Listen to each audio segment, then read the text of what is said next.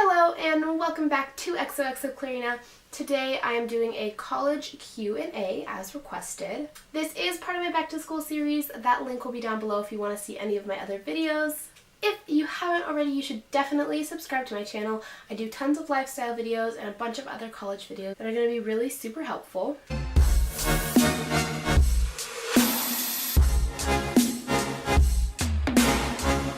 Without further ado, we're just going to jump straight into the video. Alright, so I asked you guys on my Instagram, and I'll put my Instagram above. If you're not following, you definitely should. And on my Instagram, I said I'm doing a college Q&A, didn't expect to get many responses, but I got a little over 10 questions, so I'm going to start with those questions first. And then after, I added a few questions that are either frequently asked in my DMs or on my videos, or stuff that somebody asked that I just thought would be helpful, or questions that maybe I had. Hey, just really quick, I wanted to mention that I'm listing all the questions I'm covering down below, so if you don't find anything intriguing or interesting that you need to know in those questions, you don't have to watch the video, but if you do, stay tuned and all will be answered. So, let's get started. Number 1 is favorite and least favorite thing about Sdsu. And I would have to say, I want to end on a good note. So I'm going to say my least favorite thing is that it's still kind of cliquey. I kind of expected to get away from that clickiness when I was moving from high school to college, but there's definitely still an element of like a group mentality there, which kind of sucks, but it's not that big of a deal. My favorite thing is probably the scenery. The campus is beautiful. No matter where you go, you're going to see bushes, succulents, trees. It's really gorgeous to look at, and I think it makes me happier to be where I am. Alright, our question number 2 is how do you make friends on your floor? And I actually just did an advice on living in college dorms video, which I'll tag up above. There's a bunch more info in that. But the biggest thing that I would say to make friends on your floor is just like smile when you're walking past them, say hi. These are essentially your neighbors. So like when you see them, be like, oh hey, and they'll say hey back. Nobody's gonna be like, oh what a freak, I don't know her and she's saying hi to me. Like you live on the same floor. And then as you see somebody frequently, you'll probably have like a class with someone or run into them somewhere. And this is the hard part, but to make friends, you have to force yourself to interact. So if you're afraid to like go up to people, I know it can be hard, but just if you're around someone, be like, hey, want to go get smoothies? Or if they're walking to the same place and you know it, be like, hey, like, want to get lunch together? That's like a very simple way to interact with these people. And as soon as you start hanging out with them, you make friendships very, very quickly in college. You bond kind of like that. Number 3 is how do you deal with roommate disagreements? And I also covered this in the video about how to live in college dorms. But I would say confront someone. And I'm not saying that I always did this. I definitely went about things the wrong way, like multiple times. We're all human, we all make mistakes. But like if you have a problem with a specific person, instead of like mulling it in your head, starting to hate them, getting really frustrated, talking to everybody else that you're living with or people you're living around about it, confront them. Because if somebody wronged you and you're talking about it to other people and then they're going to end up hearing it from the other people and it turns up to a big mess, I know it's hard to confront people. I know that's not like the advice you want to hear. It's easier to have like a magical answer like, oh, bake them chocolate chip cookies and everything's fine. But you're going to have to confront people. It's hard to live with a group of girls. I'll tell you that. Like even my bestest friends that I made at college, it's hard because you're living with all these people you're not used to living with. Say confrontation and communication are the most important things. Number 4 is who's that cute guy you're dating? That actually happens to be my boyfriend. His name is Alec. He's very handsome and sexy and attractive and I love him so much. Our 3-year anniversary is going to be on August 31st. But yeah, he gets me through the hard college days and the roommate disagreements. Number 5 is tell me anything you know about Chappy. So I'm assuming that you're living in a Chappy dorm, and if you've done some research already, you know that Chappy is one of the farthest dorms, unfortunately, from the campus. Chappy is kind of weird, so it's shaped like a prong. It has 3 things going out. I don't know, when I saw it the first time, it kind of reminded me of like a Vegas hotel. But yeah, so it's kind of far from campus. You have a further walk, but most people that I've talked to that live in Chappy have pretty much gotten used to it. There is a market like where you can buy food where you are like living, that way you don't have to walk all the way to campus every time you want a snack. But most of the other food areas are going to be on campus. One nice thing about Chappy is if you like to swim or tan or jacuzzi or whatever, it's really close to the aquaplex, so you have access to all of those three things free. It's also generally very close to the gym, which is nice because a lot of people are closer to the small student union gym, and Chappy is closer to the Aztec Recreation Center, the ARC. It's actually funny because Chappy is pretty close to the apartment I'm going to be living in next year, so I'm in the same boat with you. We're pretty far. One thing I'd suggest is if you have a bike, bring it because it's going to be a lot faster for you to get to campus and get back home.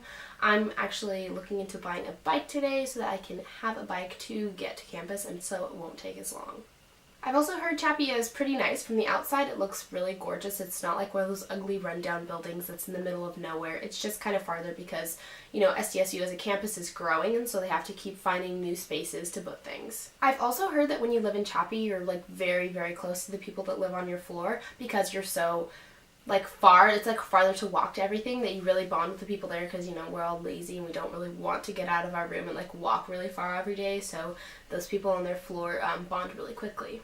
Number 6 is how do you pick the classes that will keep you on track, and how do you know that you're taking the right ones? And this is hard for me. I know that this was asked by someone who doesn't go to SDSU, so I would look into this for your school, but SDSU has this really cool thing called My Map. And basically you go to the My Map, which is an acronym for something, and you put in your incoming year and your major, and it basically tells you the classes that you need to take each semester. So it will say GE and humanities, and it will basically tell you the things that you need to complete. Other than that, if you don't have a program that's going to lay stuff out for you like that, you need to look in your course catalog. And this is one of those things where it's this is going to be a ton of work that is going to take you a long time, but you need to figure out exactly what the requirements are because every school is different, and write down okay, I need to take 3 classes, 2 from this section, 1 from this, and you need to lay it all out, all your classes, and kind of make a map for yourself. That's what I would suggest. And I actually put a lot of work into my map because I took what they gave me and I rearranged a bunch of things, made sure that I could take classes different semester, and had to move things around for my study abroad. If you guys want an entire video about laying out your schedule and rearranging things, which is something that I've done quite a bit and can be kind of difficult and confusing, comment down below because I'd love to do a video shedding more light on that subject. Number 7 is how do you balance school and parties? Well, I'm just a superwoman, so, school by day, parties by night. I'm kidding, but for the most part, all of your assignments from the beginning of the semester. Your teacher gives you a syllabus. It's not like high school. They literally usually have homework assignments, due dates throughout the entire semester, so you know exactly when anything and everything is going to be due. So you need to finish things from Sunday to Thursday morning, pretty much. Parties at SDSU are Thursday nights, Friday nights, and sometimes Saturday nights, but Thursdays and Fridays are probably the biggest days. Balancing school and parties, for me, wasn't very difficult. My kind of rule was that if I have something I need to get done, I need to get it done before I go out. And I never had a problem where I didn't get something done before I went out, but as a general rule, if you have something that's due the next morning and you haven't finished it, you probably shouldn't go out. So as long as you know what you have due the next day and you don't have anything super important you haven't done yet, I think it's okay to go out. I just kind of make sure that everything I need to get done is done. Number 8 is would you recommend being in a sorority? And what I'm going to say about this is that if you're kind of interested in it, I recommend that you rush. And if any of you watch my videos, I'm not actually in a sorority. I will be rushing this upcoming fall semester. I had way too many credits my freshman year to even think about doing any extracurriculars. So if you don't already know, the rushing process is basically where you go to all the houses and you learn about the girls and they learn about you and they figure out if you're a good fit for their sorority, and then you pick from the ones that think you're a good fit which one you want to be in. That's a very, very vague explanation.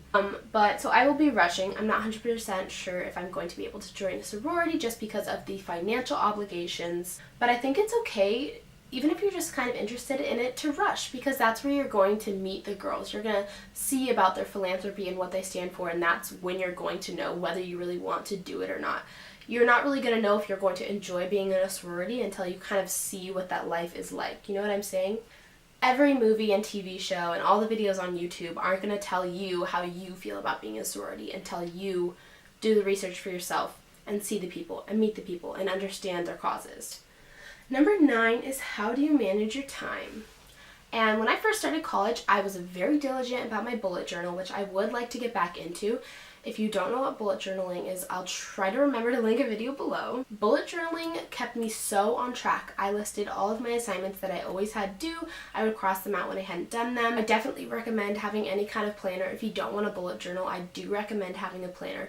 That helps me so much with time management. And what I would do with my planner is I would not just have something like an assignment on its due date. I would put the assignment like weeks before, and I would write down like work on such and such, do reading, and I would write to do the thing before it was actually due, because if I write it on the due date, I'm going to forget about it, procrastinate, and not try to work on it until the day before it's due. If you set aside time and you write project 2 weeks before it's due, you're going to be actively thinking about it. And this kind of almost goes with the law of attraction. If you're writing these things down, like every day, work, write project, or write essay or whatever, you're more likely to focus on that and put in time to it instead of forgetting about it and procrastinating it, leaving it for later. So to sum all that madness up that I just explained, have a planner and write things down in your planner ahead of time so that you're actively working on them. And don't procrastinate, which you can't always control, but if you can control it, like, try. Number 10 is what's one thing that you wish you would know about college before attending? And I thought about this one a lot. I'm going to kind of do 2 things for this. So the first one is mental. And the one like major mental thing that I wish I knew before attending college was that I'm going to be okay. I thought college was the end of my life. I was so freaking scared. There was so much pressure. I was so stressed. I was like, I literally didn't think I was going to survive it, that it was going to be too much, too hard, too difficult, can't be away from home. I just wish that I'd known, like, you're going to be okay. So if you're in that position, you're going to be okay. But from more of a materialistic standpoint, I wished that I had more trendy clothes. Really weird, but I came into college and I had a lot of I knew that I kind of needed to update my wardrobe and that my style wasn't the same and I wanted new clothes, but I just never got around to buying them. Even though I have money, I'm able to buy myself clothes, but I hadn't. So one thing I kind of wish materialistic wise that I had done is bought some more trendy clothes, which I did when I got there, but just food for thought. Number 11 was an Instagram question. Some girl asked me when finals week was because she was kind of confused. And what I have to say to you is pretty much every school has a laid out exact final schedule. Like if you have a Monday, Wednesday, Friday, 11 to 12 class, this is when your final's going to be. But a lot of teachers actually have their final before finals week starts. So you're not going to know when your finals are until you get your syllabi. But the upside is exactly when you get your syllabi, you know when all of your tests, all of your projects, all your homework, and all of your final exams are going to be. So I say as soon as you get all of your syllabi, write down all of your final exams, because sometimes if you finish all of your final exams, like literally before finals exam week, you can go home a week early. Nobody's keeping you here. So my advice is to check all of those and write them all down so that you can plan your flights and bookings and car trips accordingly. Number 12 is something that I've actually gotten a lot. A lot of people say in my dorm tour that in the triple, one of the closets is smaller, and they're like, is that true? Is it just the video? Yes, one of the closets is smaller. So in most triples at Sdsu, if you're going to be living in one, there are 2 normal size closets, and each of those people get 3 drawers, and then there's a smaller closet, and that person gets 4 drawers, and that's kind of supposed to be for the person with the lofted bed. So just to answer that, because a lot of people ask me that. Number 13 is should I bring an iron or a laundry basket to college, and I just wanted to comment and say that I don't think an iron is necessary. I recommend bringing a portable steamer because it's a lot smaller and it gets the wrinkles out the same. And if you're planning on bringing a laundry basket, get one of those ones that pop up and down. That way when you're storing it, it doesn't take up as much space. Number 14 is where did you live? Are you living? And I just wanted to include this because I also get this question a lot. I used to live in the Cali Suites in the Tepeyac building, and next year I will be living in Toltec. Number 16 is how are meal plans at Sdsu, and I just wanted to recommend getting the Flex 5, which is basically that you get a certain amount of money from Monday through Friday. And I thought this one was the best because if I ever wanted to buy food that wasn't campus food on the weekends, I didn't feel as guilty. If you have the Flex 7, you have money given to you like from the school every single day, and it's more expensive, but then it's like you have money to spend on Saturday, so it's not like you don't really want to go out to eat with your friends and hang out and get a meal when you could be spending all this money that you have for the school that you've kind of already given them and feel obligated to spend. Number 17 is there Wi-Fi on campus? And I just wanted to address this one because I was kind of wondering the same thing. I'm like, wait, there's Wi-Fi, right? Yes, you get Wi-Fi access. If you're in the dorms, you get access to Philo TV, which is pretty much like all the good TV channels, and you also get access to Office 365 through the Sdsu schools. That gives you access to like all the Office products, because I know that those are really expensive if you're planning on buying them. And my last question to include, number 18, is what is a clicker? How do you buy a clicker? What is a clicker? A clicker is basically this like white little remote thing. Most colleges use them, I'm pretty sure. And it has like 5 buttons, A, B, C, D, E. And it's basically something that you bring to large lectures if they require it. And when you bring it in, like you turn it on, and sometimes they'll have questions that pop up on the board, and you click the letter corresponding to what you think the right answer is, and a lot of teachers will give points for this. I just wanted to explain that because I saw even people talking about it in their dorm tours before I went to college, and I was like, what is that? What's a clicker? And a lot of parents are like, do I have to buy this for my child? Yes, you kind of do. It's kind of required. They're going to lose a lot of points if they don't have a clicker in a certain class. Anyways, that is it for today's Q&A. Thank you guys so much for tuning in. Thank you so much for asking questions. If you have any additional questions I didn't answer in this video, please comment them down below. I respond to all of my comments. I respond to all of your questions and concerns.